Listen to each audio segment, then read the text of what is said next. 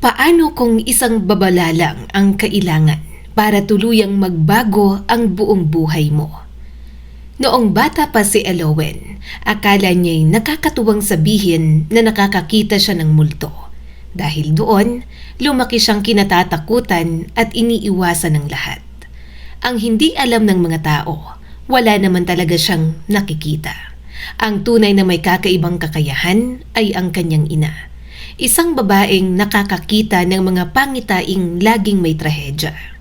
Kaya nang sabihin ng kanyang ina na sisirain ng kapalaran ang buhay ng varsity player na lihim niyang hinahangaan, sinubukan niya yung baguhin. Yun nga lang, marami ang naging kapalit ng pagtulong niyang yun. Lumipas ang mga taon, ano ang gagawin niya kung muli niyang makita ang lalaking hinahangaan niya noon at mukhang halos isumpa na si Elowen at walang ibang gawin kundi sirain ang araw niya. Ako si Skylar at sabay-sabay nating pakinggan ang kanilang kwento. Oh, Elowen, gising ka na pala. Nakangiting bati ni Tita Belen habang hinahalo ang sinangag. May itlog at longganisa. Kumain ka ng marami. Mukha ka na namang nagda-diet. Napangiti si Elowen. Inayos niya ang kanyang mahaba at itim na buhok. Pinupusod niya yon kahit na makita pa ang kanyang mukha. Pero kahit ano namang ayos ng buhok niya, para sa ibang tao, mangkukulam, aswang o kung ano-ano siyang klase ng engkanto. Kinakabahan na naman ako, tita. Sagot niya kay Tita Belen. Kabado. Aba, araw-araw ka namang kinakabahan. Hindi ka pa ba nasasanay sa school ninyo? Marahan siyang umiling at naglagay ng itim na hair clips. Sanay na, pero hindi pa rin ako sanay na parang may invisible wall sa pagitan ko at ng mga kaklase ko. Alam niyo naman po ang tingin sa akin ng mga yon. Naiinggit talaga siya sa iba. May mga kaibigan pero siya ay wala. Walang gustong makipaglapit sa kanya. Kilala lang siya ngunit hanggang doon lang. Huwag mong isipin yun. Hindi lahat ng tao pare-pareho. Darating din ang tamang kaibigan para sa'yo. Sambit pa ng tita niya na parang tropa-tropa niya lang. Tingin mo ba talaga, Tita Belen? Kasi minsan feeling ko kahit anong gawin ko, yun pa rin ang naaalala nila tungkol sa akin. Kasalanan niya rin naman kasi kung bakit walang lumalapit. Akala niya noong bata pa siya ay espesyal na makakita ng multo. Akala ni Elowen, cool siya at may special ability kapag sinabi niyang nakakakita siya ng mga multo. Idol niya kasi ang mama niyang nakakakita rin ng mga pangitain. Hindi pala ganoon. Natakot pala ang mga kaklase niya. Simula noon, nilayuan na siya. Subalit ang totoo, hindi naman talaga siya nakakakita ng multo. Makakahanap ka rin ng kaibigan, Elowen, saad pa ng kanyang tita. Tahimik siyang ngumiti.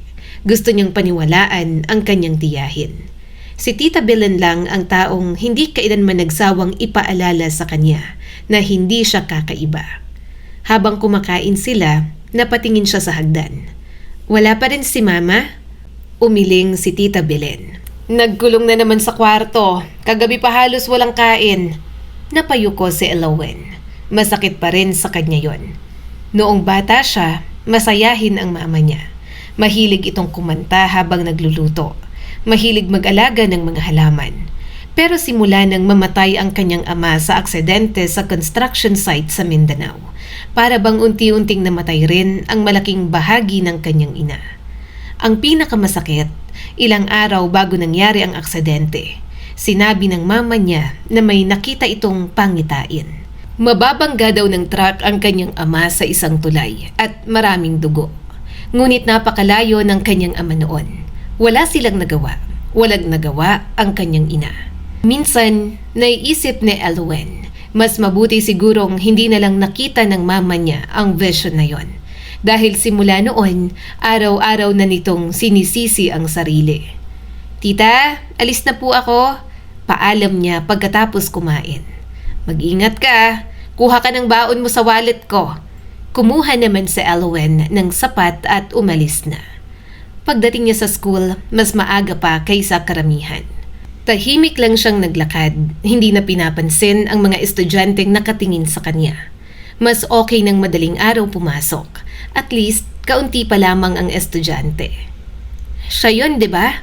Yung nakakakita raw ng multo. Sabi ko sa'yo siya yun. Akala ko gawa-gawa lang. Nakakatakot siya sa dilim Napailing na lang si Elowen. Senior high school student na siya. Pero ganun pa rin ang tingin sa kanya. Sa bagay, ilan sa mga kasama niya sa school niya dati, kasama niya pa rin ngayon. Maliit lang naman ang baryo nila. Wala gaanong pagpipili ang school. Halos lahat ng tao, magkakakilala lang din. Hindi na siya nasasaktan tulad noon. Pero hindi ibig sabihin ay hindi na siya naaapektuhan. Nakakapagod lang kasi paulit-ulit. Hanggang ngayon, yun pa rin ang tingin ng mga ito sa kanya. Pagpasok ni Elowen sa classroom, wala na namang tumabi sa kanya. May bakanteng upuan sa kaliwa at kanan niya. Tahimik siyang naupo. Maya-maya'y biglang umugong ang buong classroom. May nagsisigawan, nagtatawanan, at mga babaeng halos mapatalon sa kilig. Napalingon sa Elowen sa bintana. Napangiti ang ilan. Si Lucio, dumating na!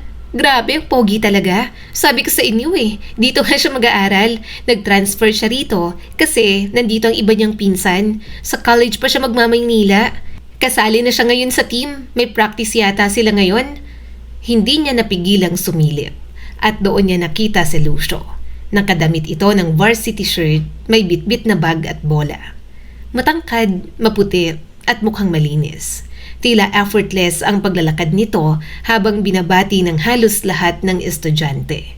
Napangiti si Elowen nang hindi niya namamalayan.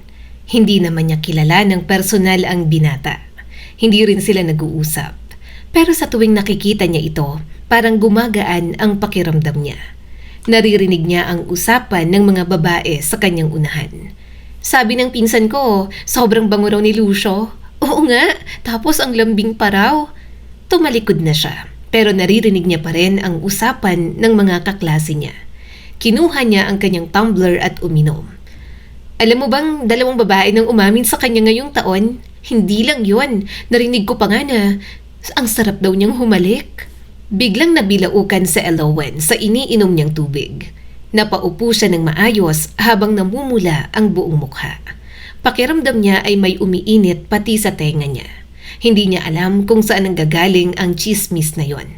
Para tuloy biglang naging marumi ang utak niya tungkol kay Lucio. Isa pa, paano ba nalalaman ng mga tao kung sino ang masarap humalik? Hindi ba dapat kailangan munang mahalikan? Napakurap si Elowen. Lalong umiinit ang kanyang pisngi.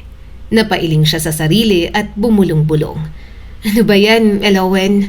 Bakit yan ang iniisip mo? 18 years old na siya. Wala pa siyang naging nobyo. Wala pang umaamin, nanliligaw, nagbigay ng love letter, o kahit simpleng nagka-crush man lang. Wala pang humawak ng kamay niya ng may espesyal na kahulugan. At lalong wala pang humalik sa kanya. Sa baryo nila, pakiramdam niya kahit isang lalaki ay walang nagkagusto sa kanya. Hindi naman siya pangit, pero siguro masyado nang malakas ang dating ng reputasyon niya. Napabuntong hininga si Elowen. Hindi naman karera ang pag-ibig. Paulit-ulit niya yung sinasabi sa sarili. Pero kapag nakikita niyang halos lahat ng kaklase niya ay may nililigawan, may boyfriend o may ka-MU, hindi niya maiwasang magtanong kung may darating din bang taong titingin sa kanya nang higit sa mga chismis ng nakaraan. Muli niyang nasilayan si Lucio sa labas ng bintana. Tumawa ito habang kinakausap ang mga kapwa varsity. Hindi niya namalayan na patitig siya ng matagal. Hanggang sa biglang napalingon si Lucio sa direksyon ng classroom nila. Nagtagpo ang mga mata nila sa loob lamang ng ilang segundo. Nalaki ang mga mata ni Elowen. Mabilis siyang yumuko. Ano yun? Napatingin siya sa akin? Mabilis ang tibok ng puso niya. Hindi niya alam kung napansin ba talaga siya nito o nagkataon lang. Pero sapat na ang ilang segundong yon para maramdaman niyang para siyang nilalagnat sa kaba. Hindi agad nakauwi si Elowen pagkatapos ng klase. Nagpaiwan muna siya sa school library upang tapusin ang isang research na ipapasa kinabukasan. Group work yun, pero ayaw siyang makausap ng mga kaklase niya, kaya nagsabi lang ang mga ito ng gagawin niya. Lumapit na lang daw siya kapag tapos na. Nang matapos si Elowen, kulay kahel na ang kalangitan. Diretso uwi na agad siya. Nadatnan niya ang kanyang ina na nakaupo sa lumang tumba-tumba, malapit sa bintana. Mukhang nananalangin na naman. "Nakauwi ka na," saad ng kanyang ina. "Opo." Tinitigan niya ang kanyang ina. Malalim ang eyebags nito. Mukhang ilang araw na namang hindi pinapatulog ng mga panaginip. Sa ganoon kasing paraan ito nakakakita ng mga pangitain nito. Pero may mga araw din namang maayos ang tulog nito at walang nakikita. Siguro dahil hindi rin naman madalas ang trahedya sa kanilang baryo. "Mama, may nakikita ka po ba talaga?" Hindi niya napigilang tanong. Hindi agad sumagot ang mama niya. Matagal itong nakatingin sa kanya. "Sana hindi. Ayoko nito. Hindi ko alam kung bakit mayroon akong ganitong kakayahan. Hindi kita pinipilit maniwala. Pero sa tuwing nakikita ko at wala akong ginagawa, natutuloy lang ang mga pangitain ko." Huminga na lang ng malalim sa Elowen. Ayaw niya talagang maniwala. Kasi para sa panahon nila, sobrang weird yun kung kakayahan man bang maituturing. Tumayo ang kanyang ina. Lumapit ito sa kanya at marahang hinaplos ang kanyang buhok. Ngunit sa halip na gumaan ang pakiramdam, lalo lamang siyang naguluhan. Kinagabihan, habang naghahapunan silang tatlo, napansin ni Tita Belen ang katahimikan nilang mag-ina. "Ano na naman ang nangyari sa inyong dalawa?"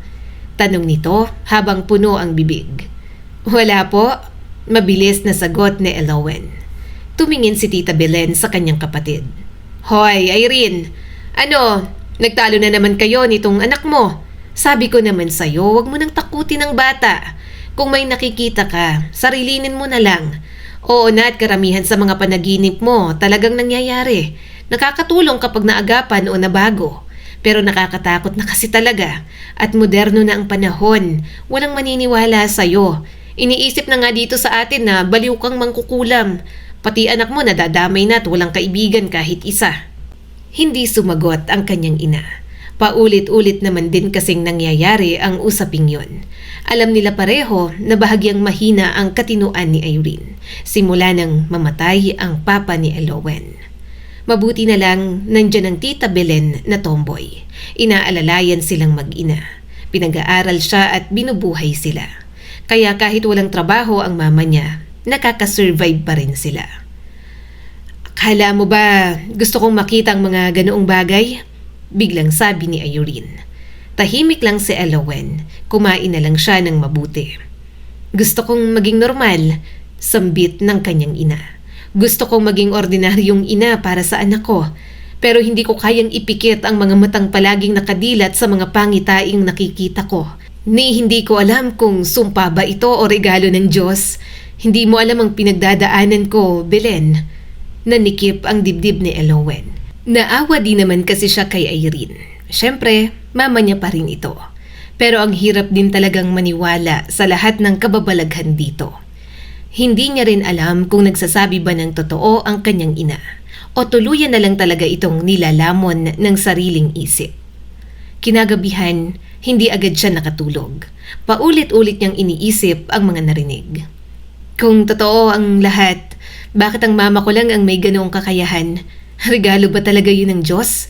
Kung regalo yun, bakit puro kamatayan at trahedya ang ipinapakita? Hindi ba dapat pag-asa? Hindi ba dapat mabubuting bagay? Naalala niya ang matatandang kapitbahay noon na nanghuhusga sa kanila. Huwag kang lalapit dyan, may lahi silang mangkukulam. Baka madamay ka. Hindi sa Diyos ang kapangyarihan ng nanay niya. May sa demonyo yata ang mga yan. Noong bata pa siya, ipinagtatanggol niya ang kanyang ina. Ngayon, hindi na siya sigurado. Paano kung tama sila? Agad niyang ipinilig ang ulo. Ayaw niyang isipin yon. Kung nababaliw lang si mama, paano naman niya nahulaan ang pagkamatay ni papa? Napabuntong hininga siya. Hindi niya mahanapan ng sagot. Sa bawat paliwanag na naiisip niya, may panibagong tanong na sumusulpot. Mas gusto niyang paniwalaang may sakit lamang ang kanyang ina, kaysa isipin na may kapangyarihang hindi niya kayang ipaliwanag. Ang gusto niya lamang maging normal ulit ang mga buhay nila at bumalik ang masayahing si Irene. Isang araw, walang pasok. Nautusan siya ni Tita Belen na bumili sa palengke. Ayaw sana ni Elowen kasi tinatamad siya. Pero wala naman siyang choice. Walang ibang uutusan kundi siya. Palamo na nga lang sila ni Tita Belen kaya hindi na niya magawang magreklamo. Elowen, bumili ka nga ng atay at balunan ng manok. Gagawin kong adobo mamaya. Bumili ka rin ng sibuyas at bawang at umuwi ka agad dahil baka umulan mamayang hapon. Tumango si Elowen habang kinukuha ang eco bag. Sige po tita, bibilisan ko lang. Hindi na rin ako magtatagal sa palengke. Mag-ingat ka rin sa daan. Huwag kang masyadong lutang sa paglalakad. Napangiti siya ng pilit. Alam niyang hindi lang simpleng paalala yon. Kilala ng buong baryo ang pamilya nila at alam ni Tita Belen na kahit saan siya magpunta, may posibilidad na makarinig siya ng mga bulungan. Tahimik siyang naglakad habang yakap ang eco bag. Sa daan papuntang palengke, kailangan munang dumaan sa lumang covered court ng barangay. Mula pa lamang sa kanto, naririnig niya na ang sunod-sunod na sigawan ng mga naglalarong lalaki. Depensa! Lucio! Shoot! Napahinto si Elowen. Hindi niya naman balak tumingin. Pero parang may sariling isip ang mga mata niya na kusang lumingon. Nakita niya agad si Lucio. Pawis na pawis ang binata. Wala itong suot na pang-itaas. Tanging itim na shorts at rubber shoes lang ang suot nito habang mabilis na umiikot sa court. Kumikinang ang pawis sa balikat at dibdib nito sa ilalim ng sikat ng araw. Hindi maintindihan ni Elowen kung bakit halos lahat ng babae sa paaralan ay may gusto rito. Pero bakit pa ba siya magtataka? Gayong siya rin naman. Sobrang gwapo ni Lucio. Parang alam nitong lahat ng mata ay nakatingin dito.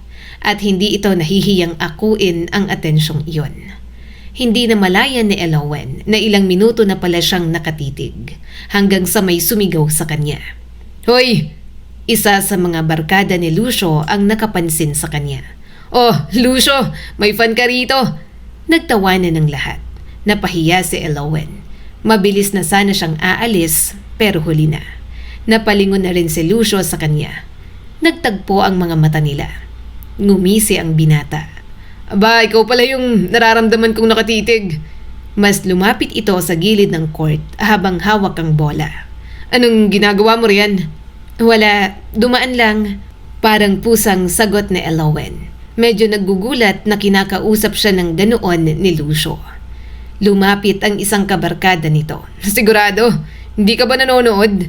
Napakurap si Elowen at agad na tumanggi. Hindi nga. Talaga? Nagtawanan ang mga kasama nito. Sus, kanina ka pa nakatitig kay Lucio. Halos matunaw na si Lucio sa tingin mo. Pinagdanasaan mo yata. Crush mo ba siya? Ramdam ni Elowen ang pag-init ng kanyang pisngi. Hindi nga, nagkataon lang, hindi ako nakatitig. Bibili lang ako sa palengke. Isa sa mga lalaki ang humalakhak. Baka gusto niyang matikman ng sikat nating varsity. Sabi nga nila, masarap daw humalik si Lucio. Mas lalo siyang napahiya. Hindi niya alam kung saan ilalagay ang sarili. Samantala, nakangisi si Lucio habang nakatingin sa kanya. Sa halip na pigilan ang mga kaibigan nito, nakisabay pa talaga. Nako, mag-ingat kayo. Tama na, baka kulamin ako. Lalong lumakas ang tawanan. May isa pang sumigaw. O nga, baka aswang yan. Kapag tinitigan ka ng matagal, kukunin ang kaluluwa mo. Natawa ang lahat, pati si Lucio. Mangkukulam palang may crush sa akin. Bumigat ang kalooban ni Elowen. Biglang nawala ang hiya at napalitan yon ng sakit. Sa halip na patulan ng mga ito, tahimik na lamang siyang tumalikod. Matapos bumili ng atay, balunan, sibuyas, bawang at ilang gulay na gusto niyang bilhin, nagsimula na siyang maglakad pa uwi. Tahimik niyang iniisip ang nangyari. Napailing na lang siya. Bakit ko pa kasi siya hinahangaan? Hindi naman pala siya naiiba sa iba. Habang naglalakad, may narinig siyang sipol sa likuran. Lumilipad bang mga mangkukulam? Hindi siya lumingon. Boses pa lang, alam niyang si Lucio na. Wala na ang mga kabarkada nito. Mukhang inabangan pa siyang bumalik. Mabuti na lang at may damit na itong suot. Hindi na nakakadistract ang maganda nitong katawan. Nagpatuloy lang si Elowen. Maya-maya may mga yabag na sumabay sa kanya. Uy, mangkukulam na may crush sa akin. Tahimik pa rin siya. Ayaw na niyang patulan. Galit ka? Tanong pa nito. Narinig niyang natawa ang binata. Aba, hindi na mamansin Talagang nangkukulam. Huminto si Elowen. Humarap siya rito. Nakita niyang bahagyang nagulat ang binata at napaatras pa. Lalapit-lapit pero may kaunti rin naman palang takot. Bakit ka ba sumusunod? Papansin ka ba sa akin? Tanong ni Elowen. Napakunot noo si Lucio. Mahinang tumawa hanggang sa lumakas. Excuse me, ako, papansin. Pareho ang way ng uuwian natin. Assuming ang mangkukulam na to. Naglakad na lang ulit si Elowen. Ilang sandali pa, sumunod na naman si Lucio. Uy, ano na naman? Muli na naman itong humalakhak kahit wala namang nakakatawa. Hindi ka ba natatakot sa sarili mong nanay? Huminto na naman siya at mabagal na lumingon. Tama na, inaano ba kita? Kung makakatulong sa pagtulog mo ng mahimbing mamayang gabi, hindi kita gusto. Kumunot ang noo nito. Assuming ka lang at ang barkada mo? Balik ni Elowen dito kahit hindi naman yon ang totoo. Crush niya si Lucio. Pero ang bilis niyang ma-turn off, kaya ayaw niya na rito. Malakas na namang tumawa ang binata na parang nababaliw. Ako pa tong assuming. Sinungaling ka. Nakatitig ka sa katawan ko kanina. Tumalikod na lang siya ulit. Tahimik lang siyang naglakad. Si Lucio naman, todo asar pa rin sa kanya. Hanggang sa marating nila ang tapat ng bahay nila. Aminin mo na patay ka sa akin Gagayumahin mo ko. Tumawa na naman si Lucio. Ano kayang gagawin mo sa akin? Hindi ba ako makakatulog sa gabi sa kakaisip? Napatingin siya kay Irene na nasa bakuran. Tahimik na nagwawalis ng tuyong dahon sa bakuran. Nakaputing damit, nakalugay ang mahaba nitong buhok. Pagkatapos, unti-unti itong tumingin sa direksyon nila, diretso kay Lucio. Biglang natigil si Lucio sa paglalakad. Nawala ang ngisi nito at napalunok. Mauna na ako. Halos tumakbo paalis ang binata. Hindi napigilan ni Elowen ang matawa. Kanina ay napakatapang nito, pero isang tingin lang ng mama niya parang gusto nang maglaho. Duwag, bulong na Elowen habang nakangisi. Pagpasok niya sa bakuran, sinalubong siya ng kanyang ina. Kinuha nito ang eco bag sa kanya. Habang inilalabas ang mga pinamili, bigla itong nagsalita. Kaibigan mo ba yon? Napatingin si Elowen. Si Lucio po, hindi po, wala naman akong kaibigan. Sino bang gusto makipagkaibigan sa anak ng mangkukulam na alam nila? Nanahimik ang kanyang ina. Napansin ni Elowen ang bahagyang pagyuko nito. Bigla tuloy siyang na-guilty. Huminga siya ng malalim bago muling nagsalita. Sorry po. Ayos lang anak. Naiintindihan ko naman. Napakagatlabi si Elowen at pumasok na lang sa kanyang silid. Kapag sinasagot niya ng ganoon si Irene, siya lang din naman ang nakokonsensya. Lumipas ang mga araw, medyo nawala na ang pagtingin niya kay Lucio. Gwapo, kaya lang mahangin at palagi siyang inaasar. Kaya unti-unti na talaga siyang nata-turn off. Pero isang madaling araw, narinig ni Elowen ang nagmamadali at sunod-sunod na katok sa pinto ng kanyang silid. Nagmulat siya ng mga mata. Madilim pa ang paligid. Napaupo siya sa kama at kinusot ang mga mata. Sinong kumakatok? Anak? Nagtaka agad si Elowen. Mama? Hindi nito ugaling gumising ng ganoon kaaga para kausapin siya. Nagigising man ito, pero kailanman ay hindi sila inistorbo ni Tita Belen. Agad siyang bumangon at binuksan ang pinto. Nagulat siya sa itsura ng kanyang ina. Maputla ito at namumugto ang mga mata. Halatang hindi natulog. Mama, bakit po ba? Tanong ni Elowen. Hinawakan nito ang kanyang kamay. Maupo tayo. Kailangan kitang makausap. Lalong kumabog ang dibdib ni Elowen. Tahimik silang naupo sa lumang sofa sa sala. May nakita na naman ako, panimula ni Irene. Napapikit si Elowen. Mama naman, pakinggan mo muna ako. Mariing ipinikit ng kanyang ina ang mga mata na para bang muling binabalikan ang bawat detalyeng nakita nito. Nakita ko ang isang napakalaking gymnasium, punong-puno ng tao. May mga kamera, reporter, Maraming sumisigaw ng pangalang Lucio. Nanlaki ang kanyang mga mata. Parang agad na nagising ang diwa ni Elowen. Aha? Ano po mama? Ano pong meron kay Lucio? Nakita ko siyang nakasuot ng jersey. May pangalan ng isang malaking universidad sa Maynila. Magiging sikat siya anak. Maraming hahanga. May mga nagpapapirma, interview. Masaya siya sa tagumpay na yon. Dahan-dahang iminulat ng kanyang ina ang mga mata. Nakita ko ang isang hotel. May victory party yata sila. Maraming alak, mga estudyante. Pagkatapos, may isang babae na umiiyak at takot na may pinapainom sa kanya. Tapos nawala siya sa sarili. Kinabukasan, patay na siya. Napatayo si Elowen, natatakot sa sinasabi ng kanyang ina. Mama, tama na po. Nakakatakot ka na po. Hindi siya pinansin ng kanyang ina. Parang wala itong narinig. Tapos ituturo nila si Lucio. Sasabihin nilang siyang sumamantala sa babaeng yon na siyang pumatay. Pero hindi siyang gumawa. Inosente si Lucio pero walang maniniwala. Mapupunta siya sa bilangguan kasi mas makapangyarihan ang pamilya ng mga totoong salarin. Masisira ang pangalan niya. Matatapos ang pangarap niya dahil nadiin siya sa kaso. Mabigat ang bawat paghinga ni Elowen.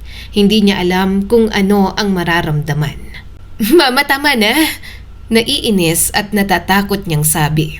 Napailing si Elowen. Hindi ako naniniwala. Hindi pwedeng alam mo ang mangyayari sa buhay ng ibang tao. Hindi yan normal. Napayuko ang kanyang ina. Hindi ko hinihiling na paniwalaan mo ako. Hinihiling ko lang na kung may pagkakataon, mabago pa ang mga bagay-bagay kapag nasabi ko. Marami pang sinabi si Irene. Lahat ng detalye tungkol sa school na papasukan nito. Pangalan ng babaeng magiging biktima.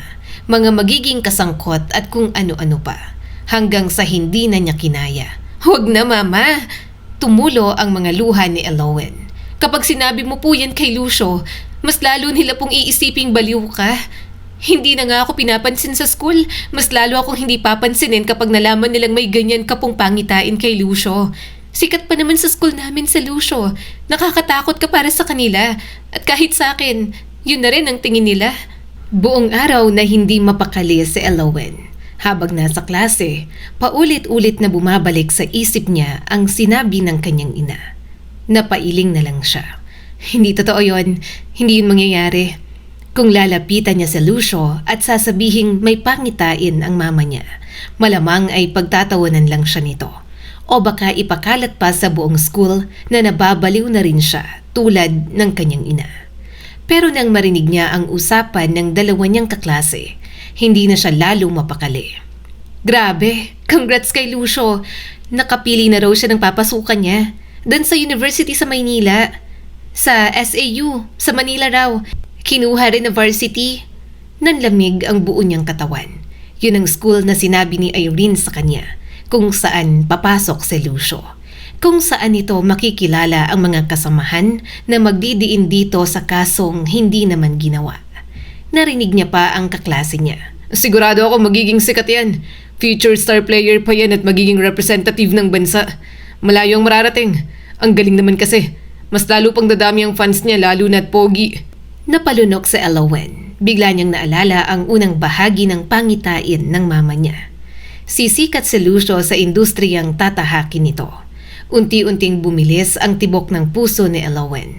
Hindi, nagkataon lang. Posible namang hindi mangyari ang nasa vision ni mama. Hindi na mapakali si Elowen. Simula nang malaman niya na may athletic scholarship si Lucio. Maging sa klase, hirap siyang makinig sa mga teacher. Tuwing ipipikit niya ang mga mata, ang mukha ng kanyang ina ang nakikita niya. Ang maputla, nanginginig at puno ng takot habang isinasalaysay ang pangitain nito kay Lucio. Pilit niyang sinasabihan ang sarili na nagkataon lamang ang lahat. Ngunit habang mas maraming bahagi ng pangitain ang nagkakatotoo, mas humihina ang paninindigan niya na huwag yung paniwalaan. Hindi ko na gusto si Lucio. Hindi na. Bakit ko pa pakikialaman? Saka hindi naman totoo ang sinasabi ni mama. Hindi mangyayari yon. Matapos akong pagtawanan at tawaging mangkukulam sa harap ng maraming tao, tuluyan ang nawala ang paghanga ko sa kanya. Pero Hindi ibig sabihin nun ay gusto niyang makita itong masira ang buhay. Kung inosente talaga siya, naisip niya habang naglalakad pa uwi. Wala ba akong responsibilidad na subukang pigilan yon? Hindi siya mapalagay. Kailangan niyang subukan. Nang matapos ang klase, nakita niyang napapalibutan na naman si Lucio ng mga kaklase at kaibigan nito sa may covered court. Halos hindi siya makasingit. Huminga siya ng malalim pagkatapos ay lakas loob na lumapit. Lucio, hindi siya agad narinig ng binata. Muli siyang nagsalita. Hoy, Lucio! Napalingon ito. Nang makita siya, agad na lumitaw ang pamilyar na ngisi sa labi nito. Oh, may kulam session ba tayo ngayon? Nagtawanan ang mga kabarkada nito. Pinilit ni Elowen na huwag pansinin ang mga yon.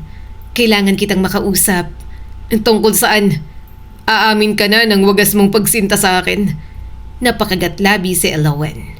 Iniisip na umurong na lang kaya. Importante, saglit lang naman. Basta kailangan talaga kitang makausap. Napansin ni Lucio ang seryosong ekspresyon niya. Bahagya itong natahimik bago tumingin sa mga kasama. Sige, mauna na kayo. Susunod ako. Gusto akong masolo ng mangkukulam. Baka gusto kong matikman. Napabuntong hininga na lang siya sa tabas ng bibig ni Lucio. Lumayo sila ng kaunti sa grupo. Nasa ilalim sila ng malaking akasya sa gilid ng court. Tahimik muna si Elowen. Hindi niya alam kung paano sisimulan. Kapag sinabi niya ang totoo, sigurado siyang pagtatawanan lang siya. Anong problema? Nakangising tanong ni Lucio at mataman siyang tinitigan. Hindi niya pa alam kung dinadaya siya.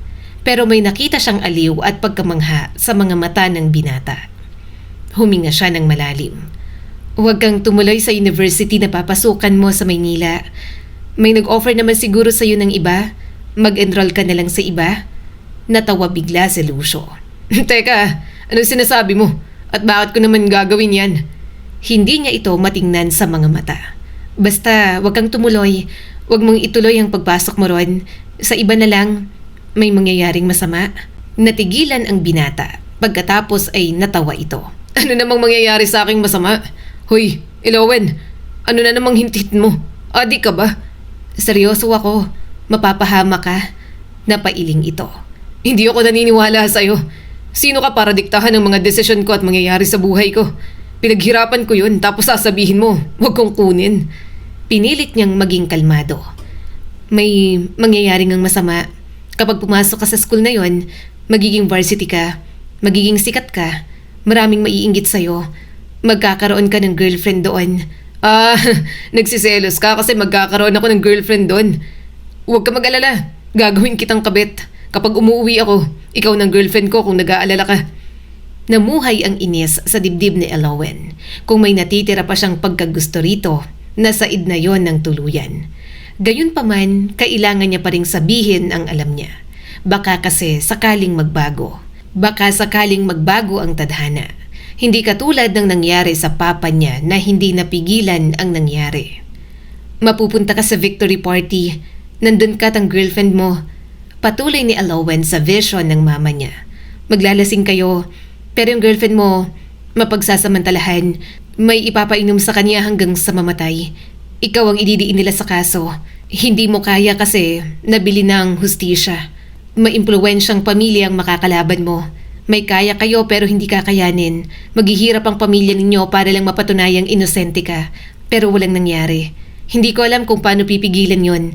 Pero kahit hindi ka maniwala, yun ang version ng mama ko. Mangyayari pa lang, may posibilidad na totoo at pwede pang maagapan. Naging seryoso ang mukha ng binata. Tahimik na tumitig si Lucio sa kanya. Napaiwas siya ng tingin. Pakiramdam niya, bumabalik na naman siya sa pagiging weird. Mama niya lang naman kasi ang weird. Hindi naman naniniwala si Elowen. Pero hindi talaga siya mapanatag sa sinabi ng kanyang ina. Kasi naniniwala lang din talaga siya na sa mundong ginawa ng Diyos para sa mga tao, marami talagang kakaiba at hindi maipaliwanag na nangyayari. Maya-maya'y napahawak si Lucio sa tiyan sa kakatawa. Huwag mong sabihing hinuhulaan ako ng mangkukulam mong mama. Namula si Elowen. Ano to, may bayad ba to? Mangkukulam package?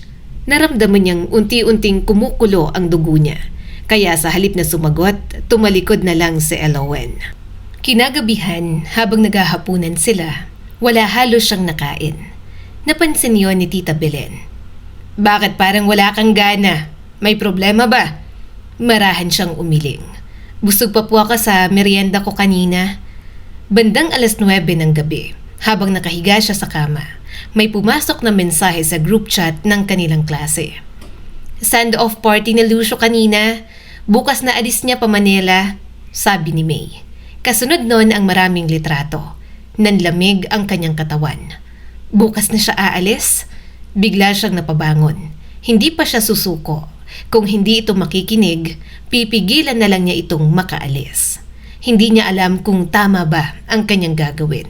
Pero sa isip niya, kung hindi ito makarating sa Maynila, hindi mangyayari ang nakita ng kanyang ina. Mabilis siyang nagpalit ng damit. Tahimik siyang lumabas ng bahay para hindi magising sina Tita Belen at ang kanyang ina. Madilim at tahimik na ang buong baryo. Tanging ilaw ng mga poste ang nagsisilbing gabay. Malakas ang tibok ng puso niya habang papunta sa bahay ni Lucio. Pagdating niya sa tapat ng malaking bahay ng pamilya Saavedra, tahimik ang paligid. Patay na ang karamihan sa ilaw. Nakapark sa garahe ang itim na SUV na gagamitin ng pamilya sa paghatid kay Lucio sa Maynila. Napakapit siya sa bakod. Nanginginig ang mga kamay niya. Ano bang gagawin ko? Sirain ko kaya ang gulong? Kapag na-delay siya, pwedeng mabago ang timeline? Hindi niya alam kung saan niya nakuha ang ideyang yon. Marahil sa mga pelikulang napanood niya o baka dala na lamang ng desperasyon. Mabuti na lang at hindi nakalak ang maliit na gate. Marahan niya yung binuksan. Pumasok siya at huminto sa tabi ng sasakyan. Inilabas niya ang malalaking pakong dala. Nanginginig ang kamay niya habang inilalapit yon sa unang gulong. Patawad, mahina niyang sabi. Kung mali ito, pero wala na akong maisip na ibang paraan. Malamig pa ang hangin nang magising si Elowen kinabukasan. Halos hindi siya nakatulog buong gabi sa ginawa niya. Kaya kahit puyat, maaga pa rin siyang gumising para tingnan kung ano ang ginawa ng mga Saavedra. Nagkubli siya sa likod ng malaking puno sa tapat ng bahay ni Lucio. Hindi niya alam ang eksaktong plano niya. Ang alam lang niya, kailangan niyang masiguradong hindi ito makakarating sa Maynila. Makalipas ang ilang minuto, bumukas ang gate. Lumabas ang ama ni Lucio, kasunod ang ina nito. May dalang malaking bag at isang maleta. Ngunit ilang segundo lamang ang lumipas. Narinig niya ang boses ng ama ni Lucio. Wala tayong magagawa. Flat lahat ng gulong. Tawag na lang tayo ng tricycle. Tuloy ka pa rin. Kaya mo namang bumiyahe mag-isa, hindi ba? O Papa, sagot ni Lucio. Ano po kayang nangyari dyan sa gulungan, no? Parang binuhusan ng malamig na tubig si Elowen. Hindi pwedeng ganun. Lumabas si Lucio, dala ang mga gamit nito. Mukhang masigla ito at halatang excited. Nanlumo si Elowen. Hindi pala sapat ang ginawa niya. Maya-maya'y dumating ang isang tricycle. Sumakay na rin siya ng tricycle. Hanggang terminal ng bus ay sumunod pa rin siya. Anong gagawin ko? Kinagat ni Elowen ang kuko. Ano pa bang pwede kong gawin? Hindi niya alam, wala na siyang maisip.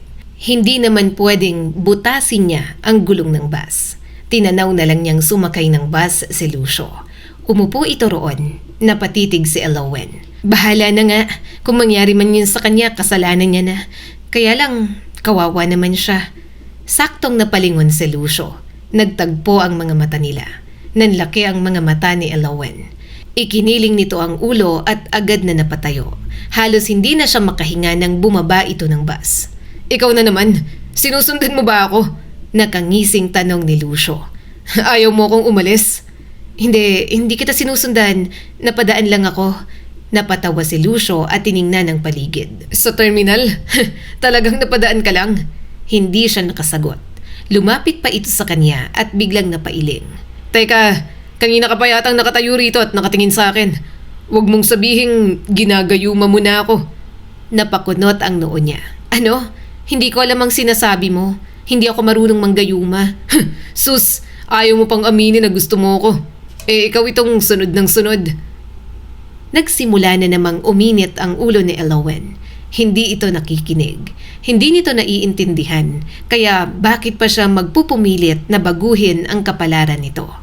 Tumalikod na lang siya pero muli siyang humarap. Hindi niya talaga kaya.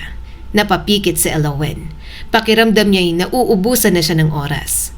Tumawa si Lucio habang nakatitig sa kanya. Ano? Gusto mo ng goodbye kiss? Pasensya ka na. Hindi kasi ako humahalik ng mangkukulam. Mamimiss mo siguro ako. Mga buwan din bago ako bumalik dito. Hindi ako... Biglang hinalikan ni Elowen ang mga labi ni Lucio. Hindi niya alam kung magiging effective ba yon, pero gusto niya rin kasing tumigil na ang bunganga nito. Nang lumayo siya, gulat na gulat si Lucio at namumula. Uy! Ano ba yan? Nagbibiro lang ako. Humalik ka naman. Sino may sabi sa'yo na halikan ako? Kadiri ka. Baka sa laway mo may gayuma. Naiinis niya itong tiningnan. Tatakbo na sana siya, pero bigla siyang hinila ni Lucio. Hoy! Teka sandali! Nagulat si Elowen sa lakas ng hila nito. Napalapit siya ng husto sa binata. Dahil gigil siyang makawala at kahit makurot man lang ito, aksidente niyang napiga ang hindi dapat mapiga. Aray! Bulalas ni Lucio habang nanlalaki ang mga mata. Ano yun? Pumunta ka rito para pigain ang itlog ko? Ano yun? Bastos ka. Gusto mo sigurong hilahin ako sa talahiban at pagsamantalahan. Nagnanasa ka sa akin noon pa man. Akala mo ba porke hinalikan mo lang ako, matigas na at pwede ka nang humimas? Ikaw naman kukulam ka. Napanganga si Elowen at agad na napaatras. Tiningnan niya ang kamay niyang pumiga sa malaking alaga ni Lucio. Ikaw tong basta na lang ng hila sa akin papunta sa'yo? Reklamo niya rito. Bago pa marinig ang iba pang sasabihin ni Lucio, tumakbo na siya ng sobrang bilis. Nagsisisi na siyang nangialam pa siya. Sana pala hinayaan niya na lang. Kung mabalitaan niyang mangyari yon, hinayaan niya na lang dapat. Hoy! Elowen! Bulalas ni Lucio. Bumalik ka rito. Ikaw na babae ka. Hindi siya lumingon. Tumatawid na siya sa gilid ng terminal. Naririnig niya ang mabilis na yabag ni Lucio sa likuran. Huminto ka! Hoy! Nangingilid ang luha ni Elowen habang tumatakbo. May first kiss na siya sa siraulong si Lucio pa. Narinig niyang papalapit na ng papalapit ang yabag nito hanggang may biglang bumusina ng malakas at sunod-sunod. Lumingon si Elowen, nanlaki ang kanyang mga mata. Lucio! Hindi na nito napansin ang paparating na delivery van habang nakatuon ang pansin sa paghabol sa kanya. Lucio! Sigaw niya. Napalingon ang binata, ngunit huli na. Parang tumigil ang mundo niya. Nakita niyang bahagyang tumilapon si Lucio sa gilid ng kalsada. Nagtilian ang mga tao at may mga nagsisigawan. May nasagasaan! Tumawag kayo ng ambulansya! Diyos ko! Hindi makagalaw si Elowen. Nanginginig ang buo niyang katawan. Makalipas ang ilang segundo, saka lamang siya nakatakbo palapit. Napaluhod si Elowen ilang hakbang ang layo. Hindi niya magawang lumapit pa. Nanginginig ang kanyang mga labi. Hindi ito ang gusto kong mangyari. Hindi na niya alam kung paano siya nakauwi. Naupo siya sa sahig at mahigpit niyang niyakap ang sarili. Ang alam lang niya, sinugod sa ospital ang binata at sumunod na roon ang mga magulang nito. Sa mga sumunod na araw, mas lalo nang hindi naging normal ang buhay ni Elowen. Kumalat ang nangyari sa terminal. Marami rin kasing nakakita na hinahabol siya ni Lucio ng araw na yon. Siya ang sinisisi ng lahat sa nangyari sa binata. Pakiramdam niya, bawat salitang naririnig niya ay parang matalim na karayom na unti-unting tumutusok sa dibdib niya. Bandang tanghali, narinig niya ang malakas na pagtawag mula sa labas ng bakuran. Belen! Belen! Lumabas si Tita Belen. Ano yon? May 3 lalaki at 2 babae mula sa barangay ang nakatayo sa tapat ng gate. Hindi maganda ang ekspresyon ng mga ito. Pinagtanggol naman siya ng kanyang tita. Kung tungkol ito kay Elowen, hindi sinasadya ng bata ang nangyari. Isa pa, wala siyang kasalanan sa aksidente na yon. Agad na umiling ang isa sa mga babae.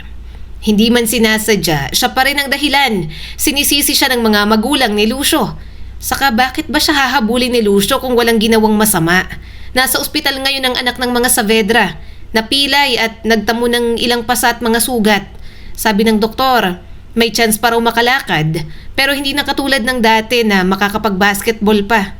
Nasira ang pangarap nun. At ang pamangkin ko, hindi. Tuluyan ang sumabog ang kanyang tita na halos makipagsapakan na. Inosente ang pamangkin ko. Napakabait na bata ni Elowen. Pinagtulungan ninyo kami. Porke niluluhuran ninyo ang mga Saavedra na yan. At mga mangkukulam ang tingin ninyo sa mga kamag-anak ko. Ganito na ang itatrato ninyo sa amin. Mahigpit na napakapit si Elowen sa gilid ng pinto. Namumuo ang luha sa kanyang mga mata. Siya naman kasi talaga ang dahilan. Kahit gaano niya gustong itanggi, hindi na niya magawa. Nang makaalis ang mga tao, mabigat ang katahimikan sa loob ng bahay.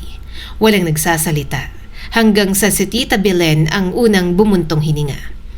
Hindi na tayo pwedeng manatili rito. Nag-angat ng tingin si Elowen. Ano po? Napailing si Tita Belen. Kawawa kayo rito. Ilang beses na kayong hinuhusgahan. Pinagtutulungan kayong mag-ina. Wala kayong magiging buhay dito. Baka kung ano pa ang gawin nila. Okay lang na lumipat sila. Wala rin naman siyang magandang alaala sa lugar na yon.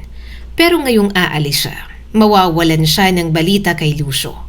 Hindi niya pa ito nakikita pagkatapos ng aksidente. Sana ay umayos lang ang kalagayan nito.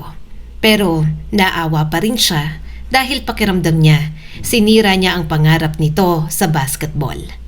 Umaga pa lamang ay tuluyan na nilang nilisan ang baryong minsan nilang tinawag na tahanan. Tahimik ang naging biyahe habang magkakatabi sila sa van. Sa likod naman ay ang mga gamit nila. Nang tuluyan na nilang marating ang syudad, sobra siyang nanibago. Pero ayos lang yon. Ang mahalaga, walang nakakakilala sa kanila. Kinagabihan, matapos nilang mailigpit ang mga gamit, naglatag sila ng banig sa sala upang doon muna kumain. Simpleng pritong galunggong at ginisang gulay ang ulam nila. Irene, tawag ni Tita Belen habang kumakain sila. Napatingin ang kanyang ina. Gusto kitang pakiusapan. Simulan natin ulit. Kung may makita ka man ulit, ay Diyos ko naman, kimkimin mo na lang.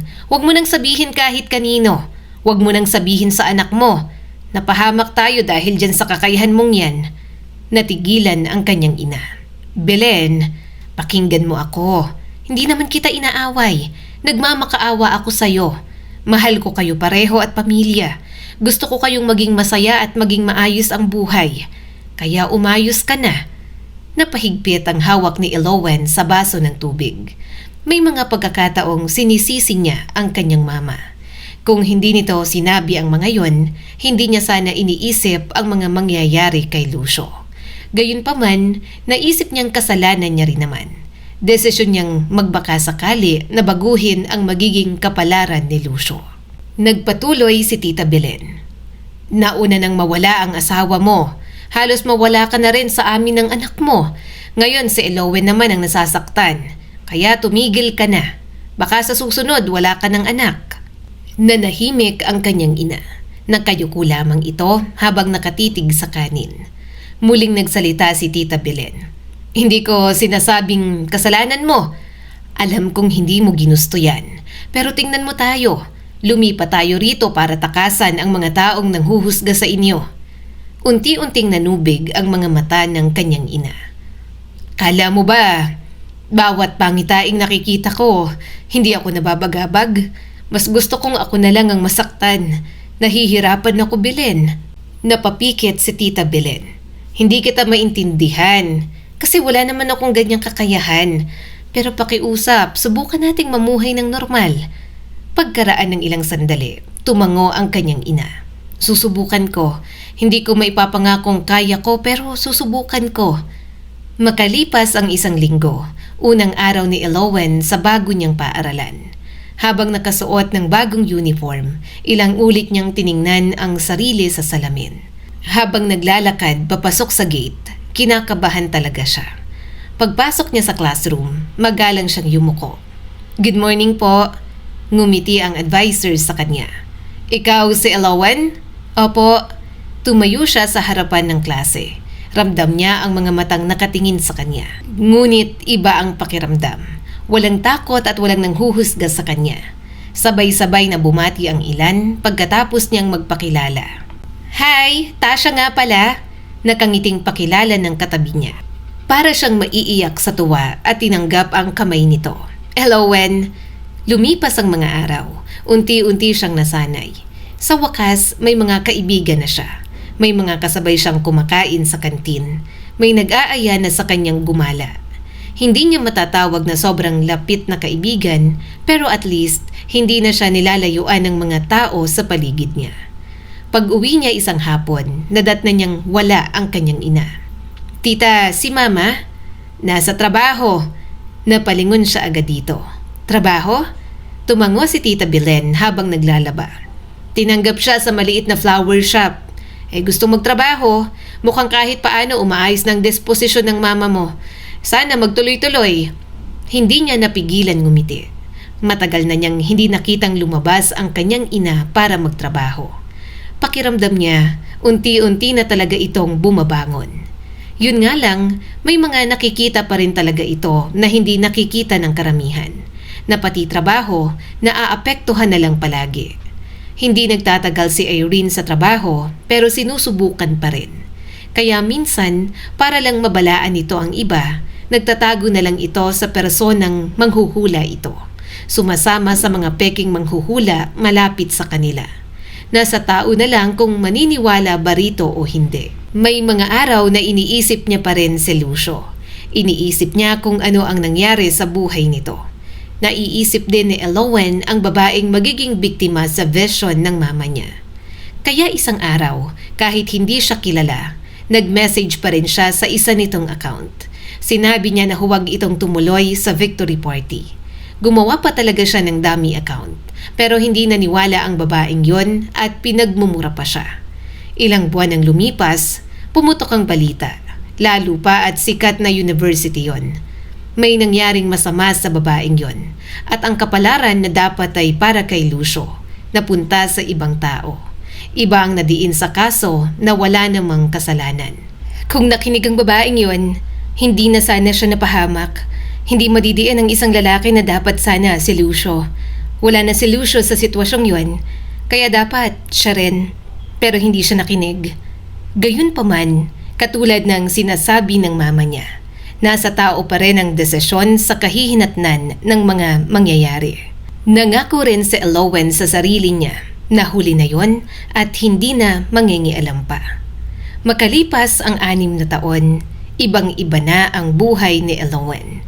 Kung may isang bagay na ipinagmamalaki siya sa sarili, yon ay ang katotohanang hindi siya nagpatalo sa nakaraan.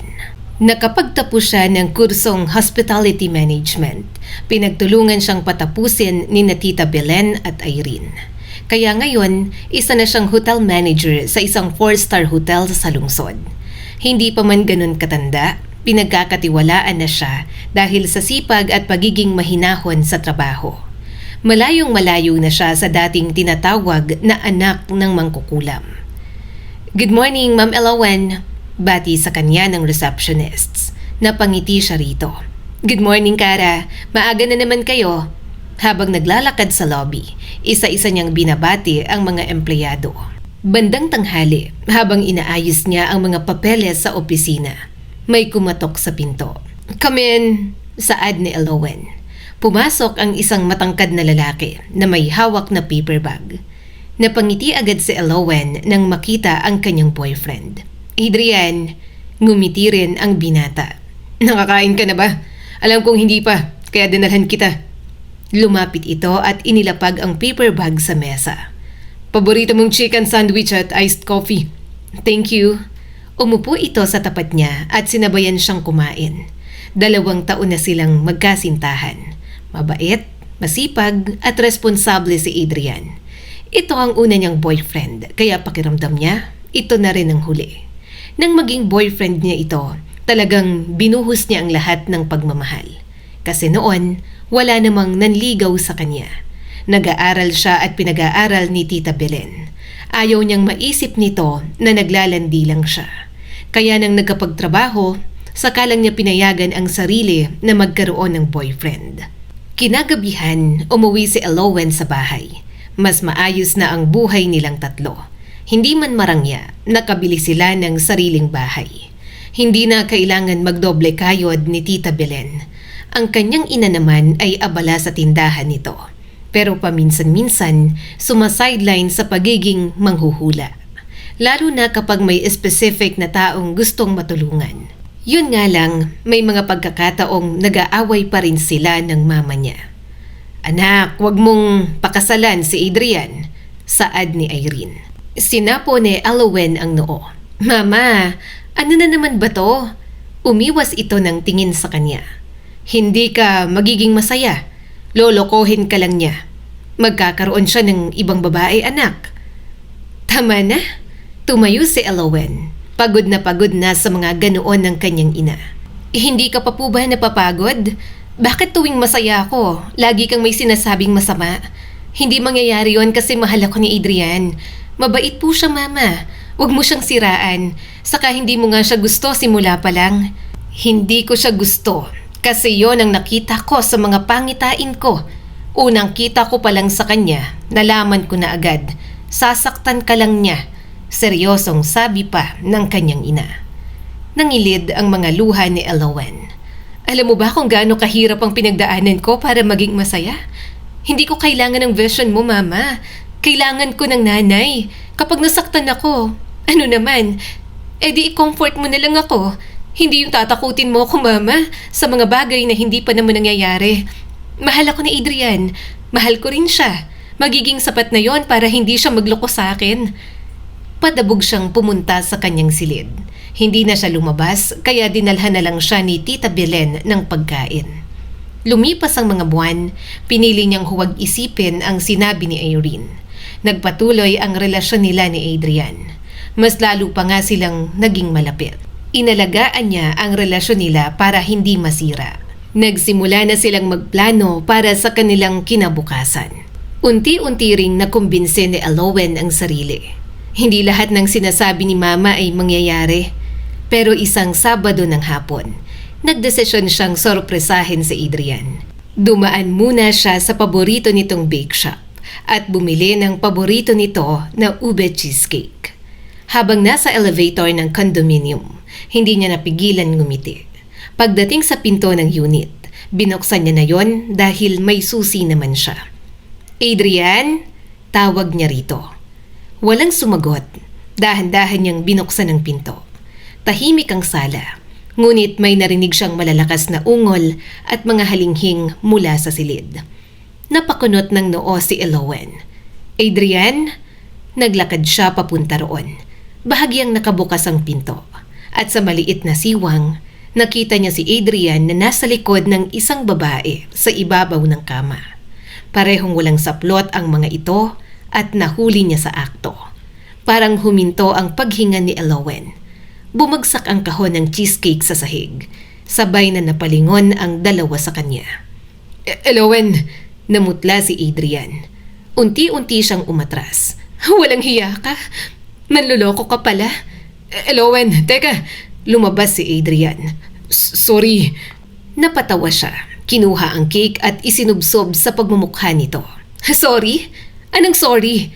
Anong pagkukulang ko sa'yo para tumikim ka pa ng ibang babae? Boyfriend kita. Binigay ko lahat sa'yo, pati sarili ko. Naghanap ka pa rin ng iba?" "Elowen!" Malakas niya itong itinulak. "Ayoko nang makinig sa'yo. Tapos na tayo." Bumalik sa isip niya ang boses ng kanyang ina. Hindi siya nakinig kasi nagtiwala siya na hindi mangyayari yon. Pero nangyari pa rin talaga. Sa halip na manatili roon, umalis na lamang si Elowen. Pagkatapos umuwi mula sa condominium, dumiretso si Elowen sa kanyang silid. Hindi na siya nagpalit ng damit. Hindi na rin siya kumain. Basta na lamang siyang naupo sa gilid ng kama at walang ekspresyong nakatitig sa dingding.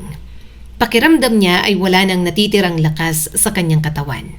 Hindi siya makaiyak. Paulit-ulit na bumabalik sa isip niya ang eksenang nakita kanina. Bakit nagawa pa akong lokohin ni Adrian? Hindi niya maintindihan. Kung may pagkukulang man siya, sana sinabi na lamang nito.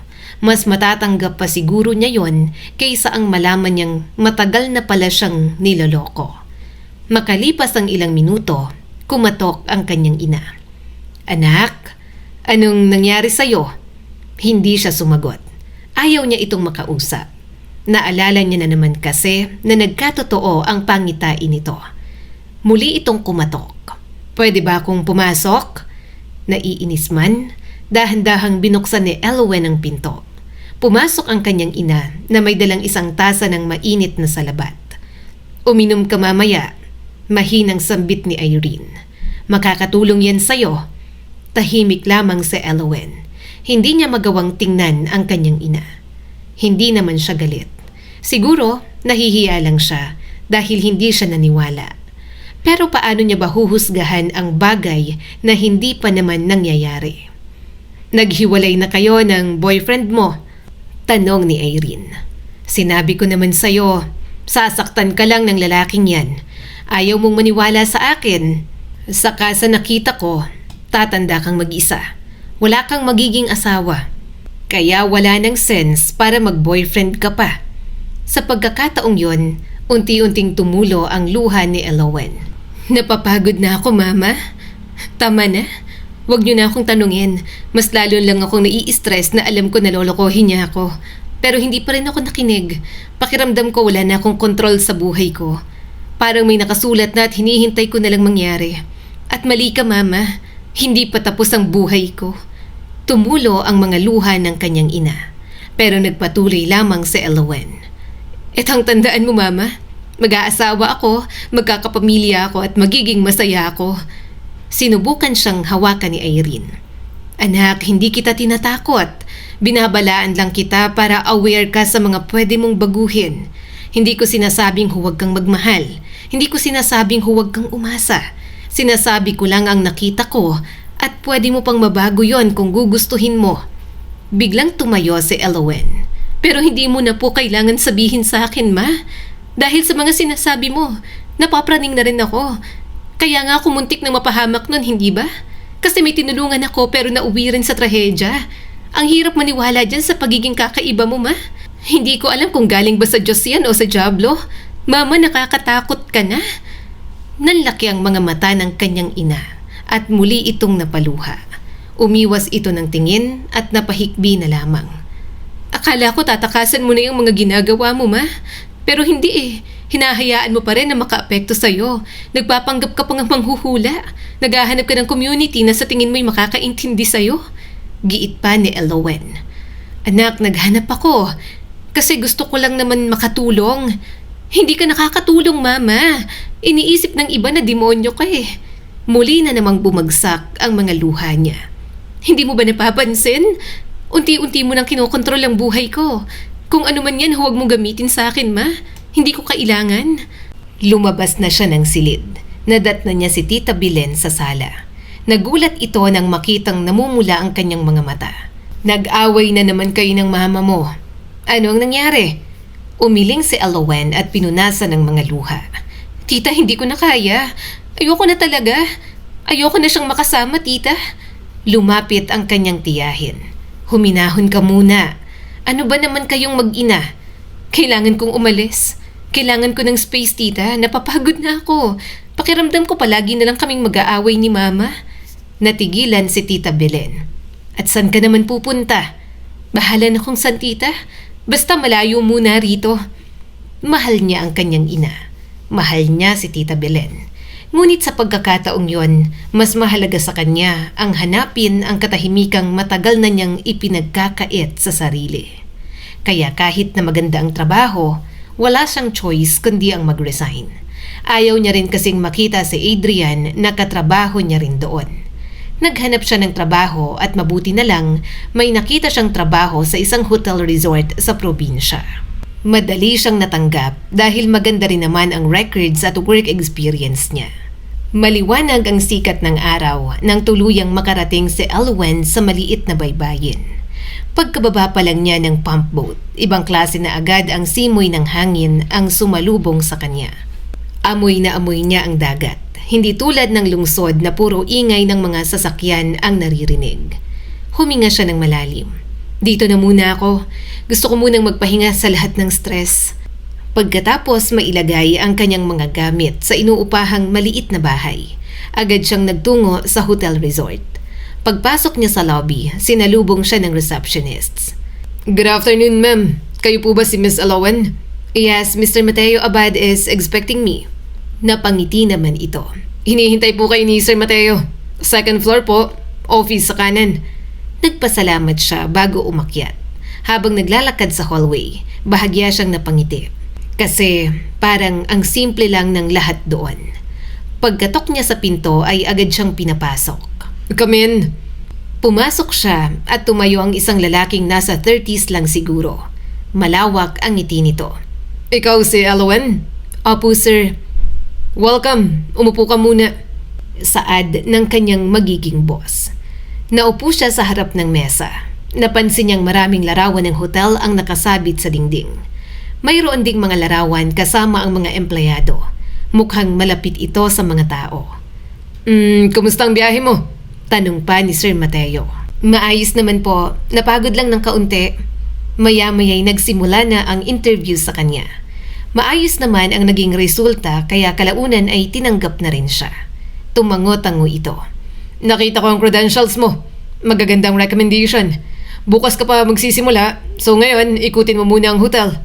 Kilalanin mo ang lahat at magpahinga. Lumabas siya ng opisina na magaan ang pakiramdam. Sinamahan siya ng isang employee roon para maglibot. Napansin niyang marami talagang turista lalo na at peak season. Paglabas niya ng hotel ay nagpasya siyang lakarin na lamang pauwi.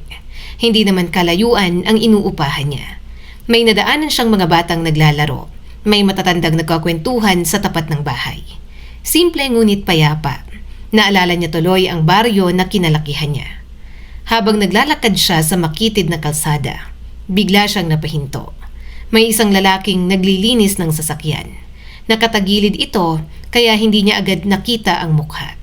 Unti-unti itong lumingon. Nanlaki ang mga mata ni Alowen. Nanlaki rin ang mga mata ng lalaki. Halos sabay nilang nasambit ang pangalan ng isa't isa. Alowen! Bulalas ni Lucio. Anong ginagawa mo rito? Bahagya siyang napaatras. Napatingin sa mga binti nitong normal naman at mukhang kaya siyang habulin kapag tumakbo siya.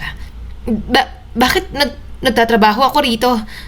Tumawa si Lucio, ngunit malamig ang tawa nito. Ang kapal ng mukha mo. Bigla kang nawala nang may atraso pa sa akin. Tapos bigla kitang makikita rito. Huminga siya ng malalim kahit medyo natatakot na. Lalo pa at malaki na ang katawan ni Lucio. Mas lalo itong naging matipuno. Ayokong makipag-away, sambit ni Alowen. Pero ngumisi ang walang hiyang si Lucio. Ako gusto ko. Natatarantang tumakbo si Alowen. Napasigaw siya nang maramdamang humahabol si Lucio. Para siyang kabayong tumakbo, takot na maabutan ng binata. Sigaw ni Alowen nang sakupin siya ng braso ni Lucio. Ano ba? Bitawan mo ko. Wala akong kasalanan sa'yo. Anong wala? Marami, Alowen. Gigil na gigil nitong sabi. Tumatakbo ko na naman. Tulong! Sigaw niya. Kaso, wala nang bahay sa paligid. Nakawala siya pero muntik na naman siyang mahila ni Lucio. Kaya sa pagkakataong yon, malakas niyang sinampal ang binata. Parehong nanlaki ang mga mata nila nang bumakat ang kamay niya sa pagmumukha ni Lucio. Ang sakit nun! Singhal nito sa kanya. Kasalanan mo! Wala naman akong kasalanan sa'yo. Tinulungan pa nga kita. Wala kang utang na loob. Sigaw niya sabay takbo ulit. Hinabol na naman siya ni Lucio. Naabutan siya nito pero nadapa siya. Nadapa rin si Lucio. Naabutan nito ang binti niya. Tatakas ka pa talaga. May kasalanan ka sa akin. Pagbayaran mo yun. Bulalas pa nito. Wala. Tinulungan pa nga kita. Bitiwan mong pa ako. Hindi ko nakasalanan kung naaksidente ka. Ikaw tong humabol at hindi tumitingin sa dinadaanan mo. Sinabuyan niya ng buhangin ang mukha nito. Agad namang napasigaw si Lucio na parang hayop at napapikit. Kinuha ni Alowen ang pagkakataon para makatakas. Tumakbo siya pabalik sa bahay. Nilak niya ang gate at lahat ng pinto. Ang puso ko, hinihingal niyang sabi habang sapo ang dibdib. Napakawalang hiya ng lalaking yun. Bakit ba siya nandito? Pumunta siya roon para maging payapa ang buhay. Pero mukhang ayaw yata ng pagkakataon. Dahil sa lahat ng babalik, si Lucio pa na siguradong sisirain na naman ang buhay ni Alowen. Kumuha siya ng tubig at nilaklak yon. Pero bakit ako matatakot sa kanya? Sira ulo siya. Gusto niya ng away? Eh di sige, hindi ko siya uurungan. Maagang nagising si Elowen sa unang araw niya bilang hotel manager ng Seabreeze Haven Hotel. Mula sa maliit na inuupahan niyang bahay, tanaw niya ang mapayapang dagat. Saglit siyang napangiti habang hinihigop ang mainit na kape. Ngunit nang maalala niya ang mukha ni Lucio, naglaho ang ngiti niya. Bakit dito pa talaga kami magkikita? Naiinis niyang sambit. Sa dami ng probinsya sa Pilipinas, bakit dito pa kami muling pinagtagpo? Sana, doon na lang siya sa baryo at ng babae ng babae. Nakakainis talaga. Nakakaasar. Pagdating niya sa hotel, sinalubong agad siya ng mga empleyado. Good morning, Ma'am Elowen. Good morning. Napansin ni Elowen na magaan kausap ang mga nagtatrabaho sa hotel.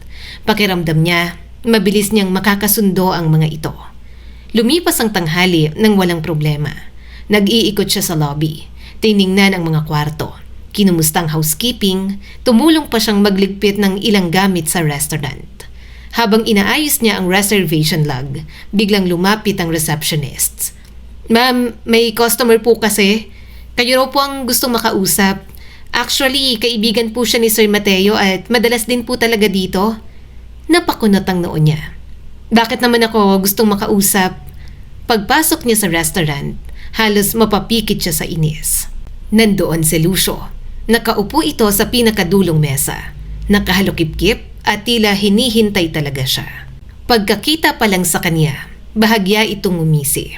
Lumapit pa rin siya kahit naiinis na. Good afternoon. Any problem, sir? Kunwari itong nag-isip. Marami. Medyo maalat ang sinigang, malamig ang kanin, parang mas maliit ang serving. Bakit ganito? Tahimik siyang nakinig.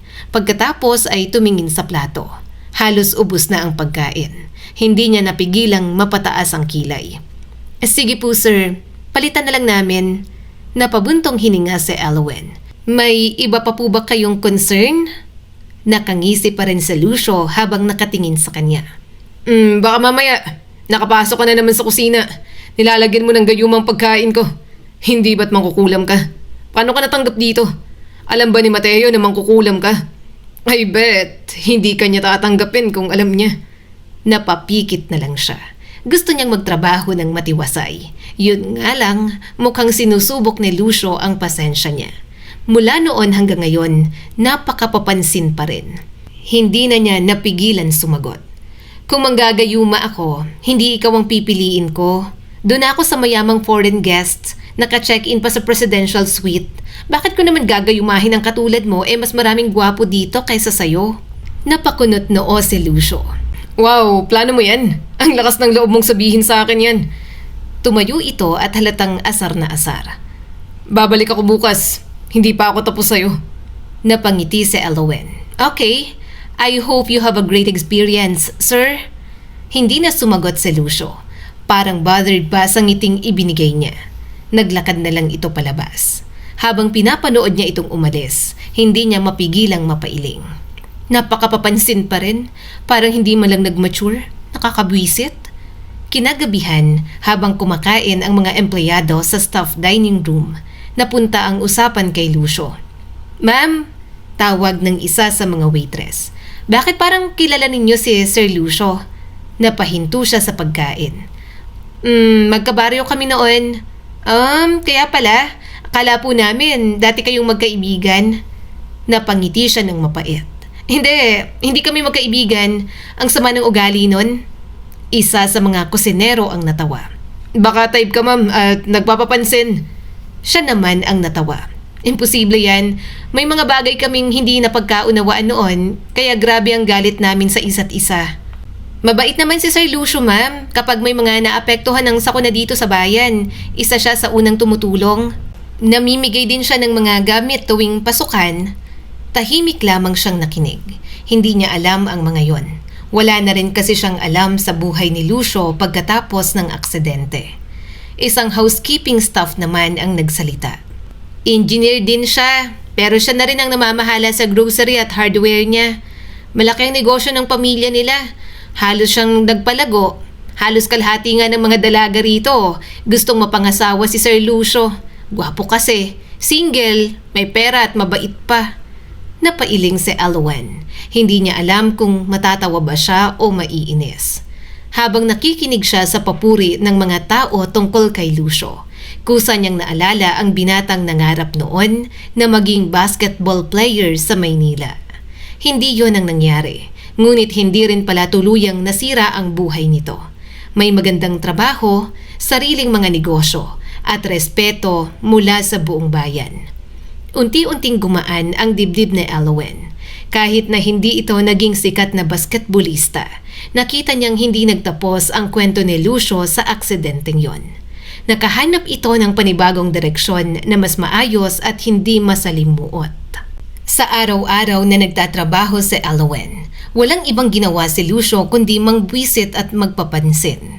Kaunti na lang maniniwala na siya sa sinasabi ng mga katrabaho niya, na baka nga type siya ni Lucio kaya nagpapapansin. Hanggang isang araw, habang naglalakad siya pa uwi, nagulat siya nang nakasabay niya na naman si Lucio. "Hulaan ko ulam mo, pang-aswang no?" Walang kwentang tanong nito. Napairap si Alwen. "Tigilan mo ako, pagod ako. Sasamahan na kitang maglakad pa uwi, gabi na. Baka kapag may nakasalubong ka, bigla mo na lang kulamin." Hinayaan niya na lang si Lucio. Sanay na siya sa mga pang-aasar nito, hanggang sa naging seryoso ang mga salita ng binata. "Alam mo, maraming beses kong inisip kung paano kung hindi nangyari yun. Paano kung hindi ako na-aksidente ng araw na yun? Tingin ko, nasa ibang buhay ako ngayon." Natigilan sa Alwen sa paglalakad at lumingon sa binata. Ramdam niyang bumibigat ang dibdib niya. "Inis na inis ako sa'yo nun." Derechahan itong sabi. "Hindi lang inis, galit na galit. Galit na galit ako araw-araw. Kung ano-anong sinasabi mo, na-aksidente pa ako. Hindi na ako makakapaglaro ng basketball habang buhay. Nakakalakad pa rin ako, pero naputol ang pangarap ko." Napayuko si Alwen. Hindi naman niya gustong mangyari yon. Ang gusto niya, huwag itong tumuloy sa universidad na gusto nitong pasukan. Kasi baka sa paraang yon, mabago ang pangitaing nakita ng mama niya. Nung nagising ako sa ospital, ang una kong tanong, kailan ako makakabalik sa court? Ang sagot ng doktor, baka hindi na. Parang may humawak sa puso niya. Hindi niya kayang tingnan ang mukha nito. Ilang buwan akong nag-rehab para magpa-therapy. Masakit. Pero mas masakit na tanggaping tapos na. Hindi ko matanggap na nasira ang pangarap ko. Kaya ikaw ang sinisisi ko araw-araw. Ikaw ang naaalala ko kapag may nakikita akong naglalaro. Kapag may basketball sa TV, nabubuhay ang galit ko sa'yo. Unti-unting nanubig ang mga mata ni Alwen. Hindi niya namalayang mahigpit na palang pagkakahawak niya sa sariling mga daliri. "Sorry," mahina niyang sabi. "Alam kong hindi sapat pero sorry. Napraning na lang din talaga ako sa sinabi ni Mama na mapapahama ka." Umiling si Lucio. "Ilang taon akong ganun. Hanggang sa isang araw, napagod na akong magalit." Napatingin ito sa dagat. "Dahil ako naman ang tumakbo ng araw na yon. Hinabol kita. Wala ka namang alam. Nawala na kayo sa baryo. Hindi kita makita. Isa pa, yung mga sinasabi mong pangitain mo, nangyari sa ibang tao, hindi ba?" Tahimik siyang napaluha. "Sinubukan kong pigilan yung babae na dapat magiging girlfriend mo kung natuloy ka ron. Pero hindi siya naniwala. Kaya wala akong nagawa. Namatay siya at nasira ang buhay ng lalaking napagbintangan. Kaya nga, bakas ang guilt sa mukha ni Lucio. "Nagsisisi ang parents ko na hinusgahan namin kayo. Naisip namin na sinubukan mo lang akong iligtas. Nawala ang pangarap ko pero kung natuloy ako, mas masahol ang mangyayari sa akin, hindi ba?" Hindi siya sumagot. Kasi kahit may parte sa kanyang naniniwala sa mga pangitaing nakikita ng mama niya, may bahagi pa rin na ayaw kumapit doon. Na hindi yung totoo at mas malakas pa rin ang plano ng Diyos para sa isang tao. "Doon ako nagsimulang bumangon. Tinapos ko na lang ang engineering." Nakangiting sambit ng binata. "Tinulungan ko sina Mama at Papa hanggang sa lumaki ang negosyo namin. At unti-unti naging okay rin." Napatingin siya sa paa nito. "Kamusta ang mga paa mo?" Napangiti si Lucio at tumalon-talon. Okay naman, pwede nang itakbo. Bawal ang mapuwersa at mapagod kasi sumasakit. Hindi na tulad ng dati. Naiinis niyang pinunasan ang mga luha. Tapos ng unang beses tayong magkita pagkatapos ng maraming taon, hinabol mo ako. Biglang natawa si Lucio. Paanong hindi hahabol? Tumatakbo ka, Elowen. Makakawala ka na naman. Napairap na lang siya sa pagiging siraulo ni Lucio. Mahigit 6 na buwan na ang lumipas mula nang tuluyan ng maayos ang lahat sa pagitan ni na Elowen at Lucio. Sa pananaw ni Elowen, hindi na niya alam kung kailan nagsimulang maging normal ang lahat. Ang dating araw-araw na pagrereklamo ni Lucio sa restaurant, napalitan na ng araw-araw na pangaasar. Ngunit sa pagkakataong yon, pareho na lang nilang tinatawanan. Isang tanghali, maraming guests ang restaurant. Abalang mga waiter sa pagsiserbisyo habang sa Elowen naman ay nag-iikot sa bawat mesa upang kumustahin ang mga customer. Isa sa mga naka-check-in ay isang lalaking foreigner na nasa 30 anyos. Habang sinusuri niya ang reservation lists, narinig niyang may tumawag. Miss Elowen? Napalingon siya sa foreign guest na kumakaway. Lumapit siya na may magalang na ngiti. Good afternoon, sir. Is everything okay? Everything is perfect. I'm enjoying my stay. But maybe I can get your number. You're so pretty. I like you. Natawa siya ng kaunti. I'm sorry, sir, but that's not allowed for us. Hindi niya napansin.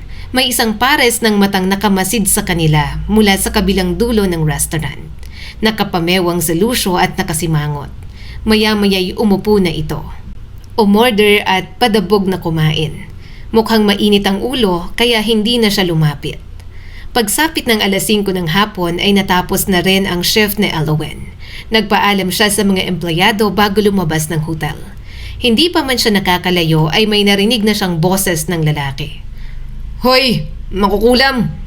Napalingon siya. Ano? Hatid na kita. Saad nito habang nakasakay sa motorsiklo. Hindi na, malapit lang naman. Napakunot noo ito. Sumakay ka na sa akin. Baka mamaya may foreigner na namang umaaligid. Ha? Napailing siya. Lalakad na lang ako. Ano bang problema mo? Ang bugnutin mo Napairap si Lucio. Alam mo, ang hirap sa'yo. Masyado kang palangiti. Kaya ang dami-daming umaaligid sa'yo. Kala nila nakikipaglandian ka. Napatawa si Elowen. Tapos, anong pinuputok ng butsi mo? Wala. Napangiti siya ng mapanukso at kinurot ang tagiliran ni Lucio. Baka nagsiselos ka? Nanlaki ang mga mata nito. Ako? Nagsiselos? Bakit ako magsiselos? Ang pangit ng mga yun. Saka bakit? Gusto ba kita? Sa tingin mo magugustuhan ko ang mangkukulam na tulad mo? Hindi na siya nakatiis. Tumawa ng malakas si Elowen. Sige, hindi ka pala nagsiselos. Uuwi na ako. Iniisip ko nga, makipag-date na lang. Bentang-benta kasi ang ganda ko rito. Ang daming nagkakagusto. Nagpatuloy siya sa paglalakad. Ngunit ilang segundo pa lamang, narinig niya ang mga yabag. Mabilis na sumunod si Lucio. Sandali! Bigla nitong hinawakan ang kanyang pulsuhan. Humarap siya rito. Ano ba yon? Hindi porke maraming nagkakagusto sa'yo. Lalandi ka na. May kailangan ka pang panagutan sa akin. Kala mo ba nakalimutan ko na? Hinalikan mo ako. Agad na nag-init ang mga pisngi niya. Mga bata pa tayo nun. Saka alam mo naman kung bakit ko ginawa yun. Anong panagutan? Huwag kang magsalita dyan na parang nabuntis kita. Umismid ang lalaki. Hindi matanggap ang mga sinasabi niya. Anong walang pananagutan? Oh, yung pagpiga mo sa itlog ko. Hindi mo pananagutan? Nahampas niya tuloy ng bag si Lucio. Aksidente lang yon. Ikaw ang humila sa akin. Hinila lang kita. Di ko sinabing pigain mo. Tuwang-tuwa ka naman na nahimas mo. Malaki rin naman ako. Bakit gusto mo pa sa mga kanuna yon? Namumula na siya sa sobrang eskandalo. Talagang walang paawat si Lucio. Halata namang nagsiselos, ayaw pang aminin. Huminga ng malalim si Lucio. Parang may malaking laban itong kinakaharap. Oo na. Nagsiselos ako. Gamutin mo to. Makukulam ka, hindi ba? Anong orasyon ng gamot dito sa nararamdaman ko? Bahagyang umawang ang labi ni Elowen. Ano? Ginulo ni Lucio ang buhok nito. Kapag nakikita kong may ibang lalaking nakangiti sa'yo, Naiinis ako. Kapag tumatawa ka sa iba, mas lalo. Para akong maghihingalo sa selos. Alam mo, kasalanan mo talaga to. Siguro ginayuma mo talaga ako. Tahimik lang siyang nakatingin dito. Pakiramdam niya, unti-unting bumibilis ang tibok ng puso niya. Wala naman siyang ginagawang gayuma o kahit ano. Ayoko nga sana. Ayaw magpaawat ni Lucio. May lahi kang mangkukulam. Baka ginayuma mo na ako. Inis na inis ako sa'yo. Hinahanap na kita araw-araw. Mababaliw na yata ako. Hindi na napigilan ni Elowen ang ngumiti. May kung anong init na bumalot sa dibdib niya. Hindi siya sigurado kung kailan nagsimula. Marahil noong gabing nagkapatawaran sila o baka noon pa man. Pangiti-ngiti ka ngayon. Ganyan ka eh. Masayang-masaya ka na nahihirapan ng kalooban ko. Mangkukulam, hindi ako... Hinalik ka niya na para matigil. Natigil naman nga ito at agad itong tumugon. Sabik na sabik at parang ayaw na siyang huminga. Hingal na hingal si Elowen nang maglayo sila. Lucio, ang daldal mo. Malambing nitong tugon na ikinatawa niya. Napangiti siya. Hindi mo kailangan sisihin ng gayuma. Wala naman akong ginagawa sa'yo. Pwede namang aminin mo lang na gusto mo ko. Lumipas ang ilang linggo matapos ang hapon na yon, nanligaw na nga si Lucio. Aminado pa rin na ginayuma niya. Pero tuwang-tuwa naman kapag nilalandi niya. Kalaunan ay sinagot na rin naman ni Elowen ang binata. Wala nang rason para patagalin pa. Pareho lang naman sila ng nararamdaman. Hindi na rin siya nagulat nang alokin siya ni Lucio na magpakasal. Napangiti si Tita Belen. Ang ganda ng pamangkin ko, parang prinsesa. Hindi ko akalaing ikakasal ka na. At sa lalaking yun pa talaga. Natawa na lang din si Elowen habang naluluha. Kahit ako rin tita, iba rin talagang tadhana sa amin. Nang kumala sila sa isa't isa, napansin niyang nananatiling tahimik ang kanyang ina. Nakatayo lamang ito sa isang sulok. Tahimik na nakatingin sa kanya. Mama, dahan-dahang lumapit si Irene at mahigpit siyang niyakap. Sobrang ganda mo anak. Napangiti rin sa Elowen. Mana sa'yo, naalala mo ba? Sinabi mo noon hindi ako makakapag-asawa. Tatanda ako mag-isa at malulungkot. Tingnan mo ako mama, ikakasal na ako. Hindi natupad ang nakita mo. Unti-unting namuo ang luha sa mga mata ng kanyang ina. Marahan itong hinaplos ang kanyang pisngi. Anak, alam kong ganito ang mangyayari. May mga bagay na ipinapakita lamang. Pero nasa tao pa rin ang desisyon kung paano natin gustong mabuhay. Mataman niyang tiningnan ang kanyang ina. Palagi niya itong hinuhusgahan sa pagiging kakaiba. Subalit anuman sa Irene, ito pa rin ang pinakamabuting tao na nakilala niya. At habang naglalakad siya papuntang altar, naisip ni Elowen na tama ang kanyang ina. Siya pa rin ang gagawa ng landas para sa kanya. At kung ipagkakaloob yun ng Diyos, yun talaga ang para sa kanya. Ipinapaalala ng kwentong ito na ang kinabukasan ay hindi lang nabubuo ng tadhana, kundi ng mga desisyong ginagawa natin araw-araw. Maaaring hindi natin kayang pigilan ang lahat ng pagsubok, pero lagi tayong may pagpipiliang magmahal, magpatawad at bumangon. Sa huli, hindi ang ating nakaraan o takot ang magdidikta ng ating buhay, kundi ang tapang nating piliin ang tamang landas na tingin natin ay para sa atin. Muli, ako si Skylar at sana ay may bago na naman kayong natutunan sa kwento natin ngayon.